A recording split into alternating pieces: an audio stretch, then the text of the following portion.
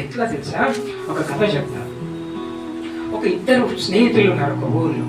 ఒక స్నేహితుడు ఏం చేస్తారంటే, ఇద్దరు కూడా చాలా బీద పరిస్థితిలో ఉన్నారు, కష్టాలు ఎదుర్కొంటున్నారు, చాలా ఇబ్బందికరం. అయితే ఆయన పేరు ఏముందంటే భగవత్ ఆది, తర్వాత రాజాది అని పేరు వాళ్ళిద్దరు. ఒకరి భగవత్ ఆదిన, ఇంకొకరి పేరు ఏంటి రాజాదీన.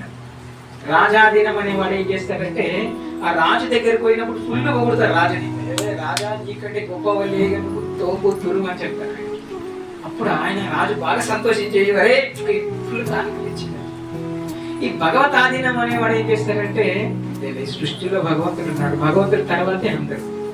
రాజా మీరు భగవంతుడి యొక్క కృప వల్ల మీరు మంచి రాజు అయినారా, మీకు రాజు అయ్యే యోగం ఉంది, భగవంతుని మర్చిపోవద్దని భగవంతుడి గురించి చెప్తారు. రాజు ఆయనకి ఏం కానుకలేడు. అట్లా పాపం ఆయన చాలా బీదరికం, చాలా కష్టాలను అనుభవిస్తుంటాడు.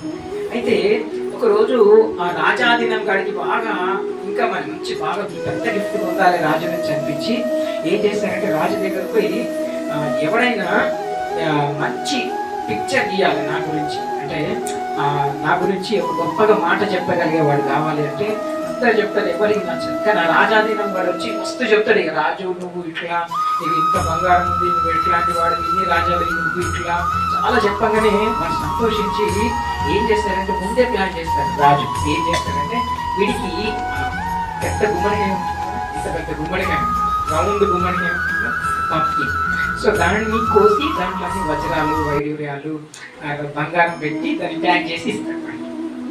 అదే రాజుకి ఇంత చెప్పినా ఇంత గుమ్మడికాయ ఇచ్చింది ఏందని వాడు అనుకుంటాడు. కానీ అందులో బంగారం ఉందని వాడికి తెలియదు. రాజు తెలిసి ఏం చేస్తాడో చూద్దాం, ఆ సర్ప్రైజ్ అయిపోవాలి, ఇంటికి పోయి తెలిసి చూడగానే ఫుల్ సర్ప్రైజ్ అయిపోవాలని చెప్పేసి ఆయన అనుకుంటారు రాజు. ఈయన ఏం చేస్తాడు, ఈ రాజాధీనంగాడు ఏదో రాజుని సంతోషపెట్టిన కొద్దిసేపు ఆ ధనం వస్తుంది, దాంతో ఏమైనా ఎంజాయ్ చేయించాను.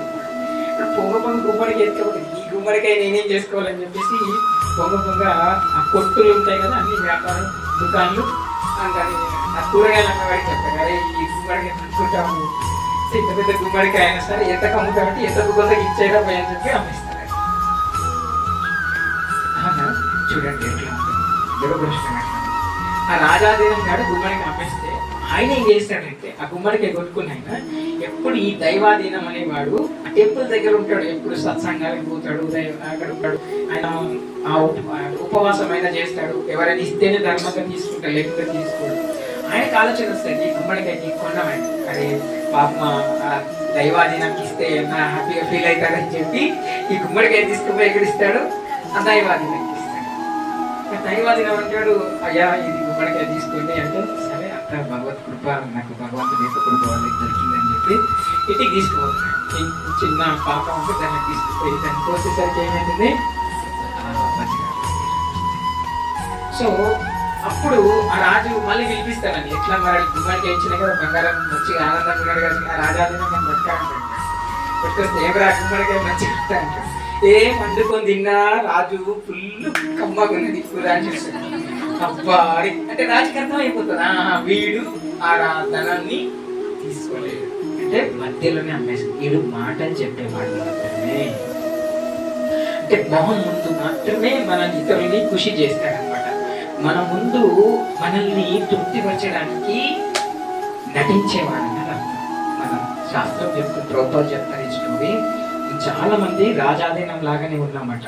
మనందరం ఒకరు వచ్చినంటే, ప్రభుజీ మీకంటే కథ వేరే ఉండదు, మీరే ఇట్లా అని చెప్తారనమాట. ప్రభుజీ వంగనే మస్తు చెప్తాడు, ఇక ప్రభుజీ చెప్పినట్టు తింటామా. సో ఇట్లా ఉంటుంది అనమాట.